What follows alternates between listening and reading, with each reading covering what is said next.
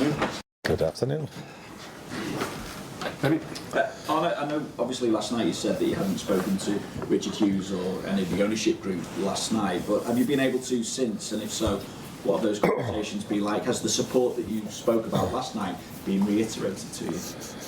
Yeah, we've had the same conversations as we've had since I'm here. And as I'm not sure if I said it last night, but we fight on and we try to improve. That's what we all try. But the conversations have been the same as they've been for the past 1.5 years. For you at the moment, is there an anger, maybe that's too strong, is there a frustration or a feeling of being let down by your players at the moment who aren't necessarily reaching the standards that we've come to expect from them? No, not at all. Although I do agree with you that our standards, and with our I mean the team, have not been of the standards that we are used to and that we want. So we think we can play better than we do. But last season, when we did really well, there was a lot of focus on certain individuals, and I always said it should be about the team, and the team makes the individuals look very good. And if the opposite is happening, we should also look at the team and not at the individuals. So that's where it's about for me. But you also said that you have to look at yourself. What can you do different, if anything? Nah, that's not so easy to say what can I do different, but it's quite normal if you win or lose or draw that you reflect on a game. Which decisions have you made? What have you done during the week? All kind of usual things managers do if they win or lose. But maybe you do it a little bit more if you lose. You try to find the answer to what is needed to win a game of football, and yeah, in the end it's about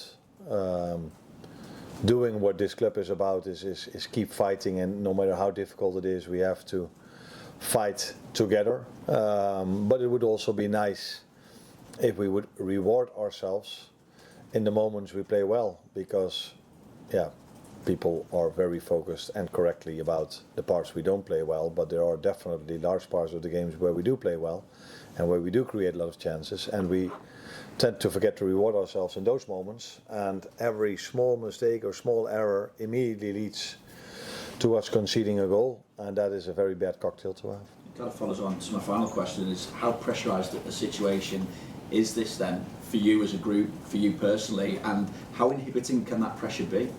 No, there's a lot of pressure if you work or play at a top club, and even more so if you start losing more games than this club or this players or this manager is used to.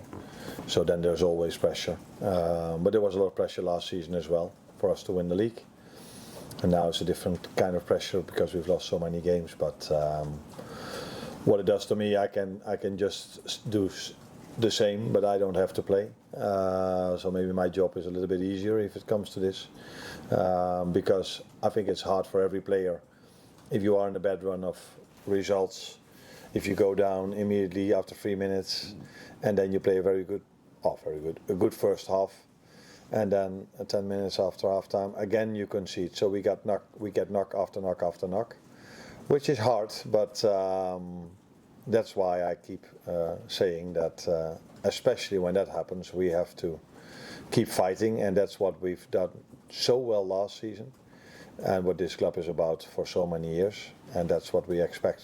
The minimum what I and we expect is that we do this over 90 minutes, which is not always easy if you get knock after knock after knock. That's not good luck. Can I just ask you about the fitness of some of your players? Yeah. Who obviously with his problem that he picked up, and how Florian and Alisson are as well? Ali trained again with the team today, so we hope and expect him to be available in the weekend. Florian will have his final day of rehab tomorrow, so if that all goes well, he could train with the team on Saturday. And the third one was Hugo. Yeah, of course today was recovery, but they don't expect that it has to be a big issue. But yeah, games come fast, so let's see for the weekend. But it shouldn't have to be a big issue. And as far as West Ham are concerned as well, it feels like it's been a long time for you that they're moving in a different direction now under Nuno Espirito Santo. They seem to have got a new wind in a fresh confidence of their own, I suppose. How do you feel they've been doing? Yeah, like you said, he's having an impact on their results. He's done so well everywhere he worked here in England, and did so well at Forest. Now he's doing well at West Ham again. So it's he's proven to be a difficult manager to play against, not only for me but for everyone, because he always has a very good game plan, and it's a tough team to beat at the moment, West Ham, which was different maybe than the beginning of the season, but we face them now, and that's why we definitely need to be ready for a challenge, because that's what they will give us, because they know, of course, after our recent run of results, that that's probably different for them to play against us now than it was 3 or 4 months ago. Looking at the XG stats for the last 3 games, Liverpool's is 6.59 and your opponent's 5.39 combined. I just wonder what would you take from that? Frustration. XG don't always tell you the right story, because I think it's also important when do you get those chances. So and after you concede, you tend to be more open than when you're 1 or 2-0 up. I think when we were 1-0 up against Real Madrid and 2-0 against Villa, we hardly conceded a chance, and that has happened in many more of our games when we were leading. But yeah, when you chase the game, you concede normally more. But I think a large part of this XG that we create is in the first part of the game as well, and that's why one of the players said today, and I just used that quote, we don't reward ourselves for good phases of the game or good parts of the game, and this is probably what is best shown in our XG created, because it's ridiculous, because normally you score more than your XG. The amount of times you see a team scoring 3 or 4 goals from from a low XG value, and then if you see our XG yesterday evening, but yeah, I didn't need XG to know that we missed a lot of chances. Mm-hmm. And Curtis Jones gave quite a passionate interview after the game last night. I just wondered what you thought of what he said, and that kind of passion, that anger, that frustration. How does it feel when you hear your players speaking like that? Then you assume that I heard what he said, and that is what I didn't. So after the game, I have to do 120 interviews. He said that he was past being angry and spoke about wanting to be a dog and tackle out there, do some of those kind of things as well. Really good if you bring it to the game, and I think this is what the players at least tried to do yesterday. All the data in terms of running data were very high. They had a lot of personal bests, so they tried yesterday a lot, but it didn't lead to anything in terms of result. And I think this is what he is saying. If we can bring this as a team to the game, this is where is the minimum I expect, and the minimum defense expect from us, that we fight. And this is, I use the word fight, he uses probably some other words, but I think we're on the same page when it comes to how we want to get out of this situation. Carl at the back. Just wondering how you go about restoring damaged confidence, because I assume that's something obviously you can't train that into them. But is there anything you can do to try and help them, because it's obviously morale is so low on the pitch at times?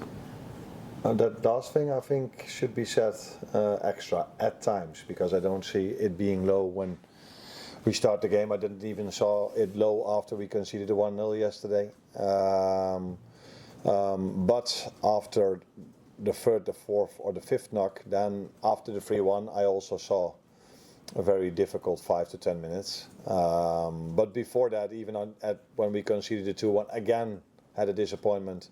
We were able to generate enough chances, enough XG to make the 2-2, but after they scored the 3-1, I could indeed see that it hurt the players, and that wasn't the period where our fighting spirit was the best in the game, to say it mildly. And when they're in that mindset, are you confident your message is still getting across to them? After the 3-1, it's very difficult to get a message across to them when I'm at the sideline, but before the game and during half time, I think the message comes across to them. If I see how we create our chances, it is a lot of the things we train and what is in the meeting. But unfortunately, it doesn't lead to goals, and that is difficult for them, for me, for our fans, for everyone. But that the message comes across is very clear to me if I see the way we generate our chances, and that is a lot from the work we do on the training pitch and during the meetings. So yeah, that's for me that's obvious. But yeah, when we're 3-1 down, then it's difficult to get the message across. If you're standing not so far, but if you're not standing on the pitch. Beth? Can I just ask about Joe Gomez? I know you obviously said the other day he had an injection last week, but how close is he to being able to play sort of meaningful minutes for you? Oh, close. He could have been involved yesterday as well in terms of minutes. But yeah, when we are 2-1 down or 3-1 down, I tend to make offensive substitutions. And for him to start a game is also definitely a possibility. But Konate didn't train 2 days before the game. He was a bit of a liability 2 days before. And then if you don't have that many defenders to start with, two players that maybe might not be able to play the whole 90, that's kind of a risk as well. So I decided to keep him. How do you say this? But you know probably what I mean. To keep him there for if Ibu was injured, and not to have to make two substitutions, because then probably would have ended up with one or two defenders. What are you? How did you sleep last night? What do you think? Not so well. No, not the best. Not completely poor. It wasn't as if I lie awake for the whole night, but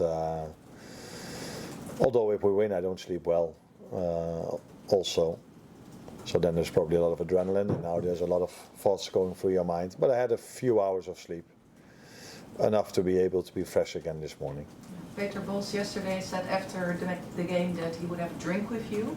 Did you have that drink? What did you talk about? No, unfortunately, I asked him to come in, but I had quite a lot of media work to do. And afterwards, when I came in, it was already a bit too late. So I will text him today to one more time congratulate him. So we didn't have time to have drinks now. Is he also someone you would talk to about having some advice for facing this challenge? Because he's been through this before. For you, it's the first time. I think there are a lot of people which I could call for advice, but there are a lot of people working at this club that can give me very good advice as well. Mark? Hi, Arne. You spoke just now about the messaging between you and the players, and also you spoke about how there was good moments mostly in the first half compared to the second half. If you think back to last season, there were so many occasions where you were able to change things at half-time and get an improved performance. So do you think there's any difference in how you're adapting and assessing what's happening in that half-time period, or do you feel like the players are still taking on that messaging in the same way? I think we always remember the last one or two games the most. I think our second half performance against City was much better than our first half performance. If I go further back, so the first loss we had was against Crystal Palace. Our second half performance was much better than the first half performance. So it has been, all the losses we've had have had a different story. And the last two, indeed, the second half wasn't as good as the first half, but in the last two we conceded straight after half time. After already being disappointed in the first half, not getting what we thought we deserved. And like I said, in my opinion, the players kept on fighting after 2-1, because we were able to create 2 or 3 very good moments and chances. The Cody Gakpo header is, I think, usually a goal. But this moment of time, not for us. We've generated enough set pieces in that part of the game as well. But after the 3-1, again, that's the part people tend to remember, which is normal because the last part of the game. That was, of course, not of the standards and of the fighting spirit we would like to have in our team. Well, Arne, when you lose 3 successful games, do you look at the team and think it maybe needs a jolt? Do you look at the players who have had less minutes, the likes of Gomez and Endo Keane, and think they might be able to run the team now, or have you seen enough from players that that this can change the ones who haven't been playing? I think you consider everything. Until now, I've decided differently. But they train with us every single day, and they can prove themselves in those moments. And yeah, it's always a balance between, if you don't change, people think, you should change more. And I think there was a period of this season where we lost, and I made a few changes where people complained about the fact that I made a few changes too much. And there was never any time the same team. So